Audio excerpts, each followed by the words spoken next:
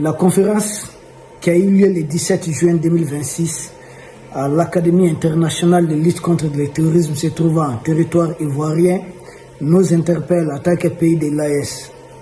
Nous sommes allés fouiller un peu, vérifier qu'est-ce qui se passe. C'est là que nous avons découvert qu'il ne s'agit pas d'une académie ordinaire, parce qu'officiellement, il est question de former, c'est-à-dire la formation des militaires ivoiriens et autres étrangers qui vont se présenter là-bas dans le cadre de la lutte contre le terrorisme. C'est ce qui est dit officiellement.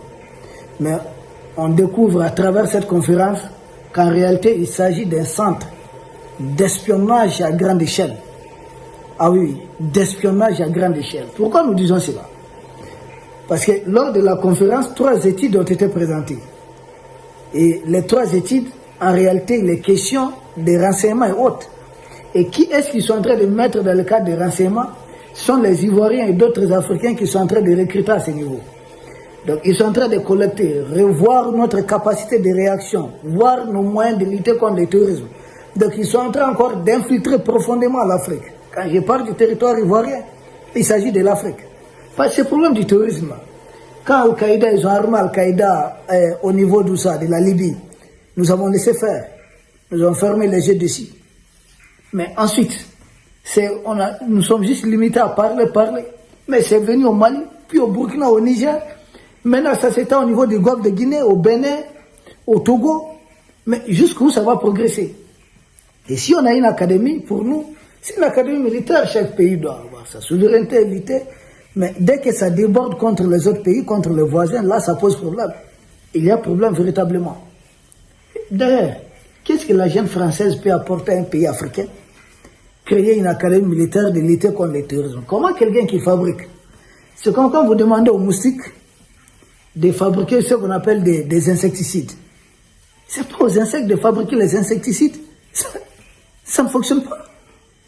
Ça n'a aucun sens. Ce sont eux qui créent Al-Qaïda. Ce sont eux qui communiquent en faveur d'Al-Qaïda. Ce sont eux qui renseignent Al-Qaïda. Ce sont eux qui arment Al-Qaïda. Ce sont eux qui font disparaître des armes depuis chez Zelensky pour les amener ici, attaquer les pays de l'Est et d'autres pays. Parce qu'aujourd'hui, le Bénin qui a attaqué. Est-ce que le Bénin fait partie de l'Est? Non. C'est un pays africain. Le Togo qui a souvent attaqué, est-ce que ça fait partie de l'Est? Non, c'est un pays africain. Même Mamat Idriss Déby qui est en train de se faire avoir dans un jeu qu'il ne maîtrise pas. Ça ne peut pas être tombé dans ça parce qu'on dit ça ne peut pas être sorti combattre les rebelles. Il dit mais qui sont ces rebelles? Qui les arme? Qui est derrière eux? Qui les accompagne? Lui-même ne se veut pas. Qui les protège au pouvoir? Qui l'amène au pouvoir? Jusque quand ces gens vont continuer à souffler les chaud et le froid entre nous. Sinon, si ce n'est pas la jeune française, nous on a quel problème? C'est-à-dire, avec des peuples, souvent nous avons une histoire commune. On a quel problème? Mais c'est la jeune française qui vient dresser la CEDEAO. Dites que vous allez faire la guerre au Niger. Demandez aux Africains de faire la guerre aux Africains. Est-ce que les Européens aujourd'hui doivent accepter de tels discours, de telles choses? Ils ne vont pas accepter. S'ils ne vont pas accepter, pourquoi ils veulent monter les gens ici, les uns quoi? Ils disent qu'il s'agit d'un Européen qui ne doit pas avoir la guerre en Europe, donc il doit avoir des guerres en Afrique.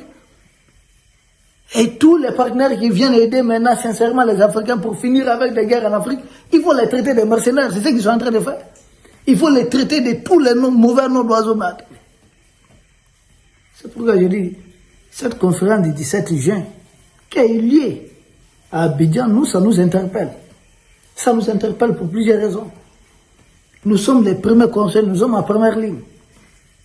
Nous allons bientôt revenir et nous allons vous parler de ce qui se passe à Nefis. Ah oui, ça fait 3 jours de rude bataille à Nefis. C'est le terrorisme. Et on ne va pas permettre qu'il y ait une académie qui continue vraiment. Je pense les dirigeants de l'AES. Et nous, mais est-ce que les Ivoiriens, de leur histoire ou bien des pays africains, ont besoin des gens comme Emmanuel Macron pour former leurs militaires? Mais ils ont des hommes qui sont bien. Ils n'ont pas besoin de Macron pour les former. C'est-à-dire, il suffit que ces gens-là, les anciennes puissances coloniales-là, nous foutent la paix. Pour une fois de la vie, foutez-nous la paix. Comme si ça imprimer notre monnaie, ça ne leur suffit pas. Prendre tout dans notre pays, ça ne leur suffit pas. En lieu et place, ils nous apportent Al-Qaïda. Et maintenant, ils disent on va créer des centres, des académies pour lutter contre Al-Qaïda. Et finalement, ces centres-là sont transformés en centres d'espionnage, collecte de renseignements. Préparer même les terreaux là-bas Si Ouattara ne fait pas attention, il est en train de préparer quelque chose de très grave contre son propre pays. Vous savez, Blaise Compaoré aussi était en très bon terme avec ces gens.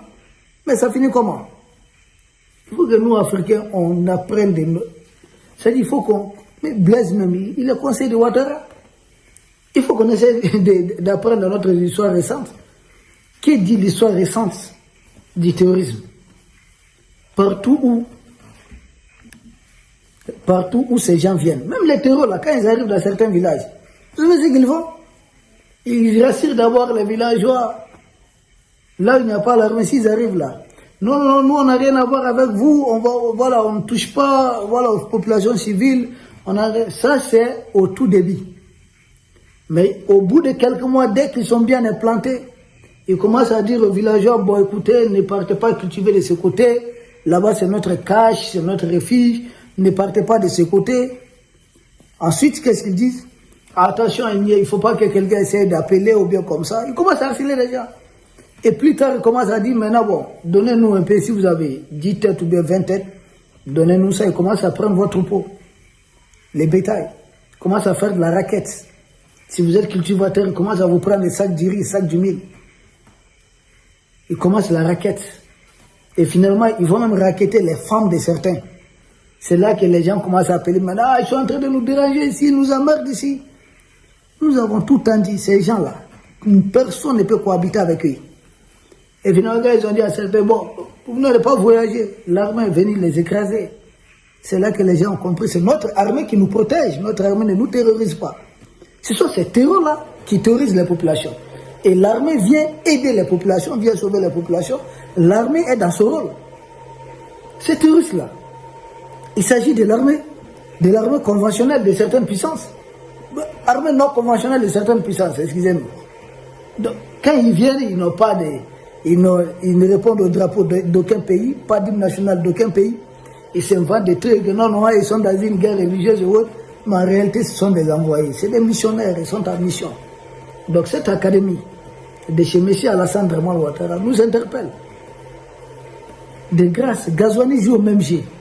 Nous, personne ne dirait que nous avons franchi la frontière, aller agresser un peuple. Personne ne dirait que nous avons dressé ou entraîné des gens ici pour aller les attaquer là-bas. Mais c'est toujours de là-bas qu'on vient nous attaquer. Et c'est ce qui est dommage.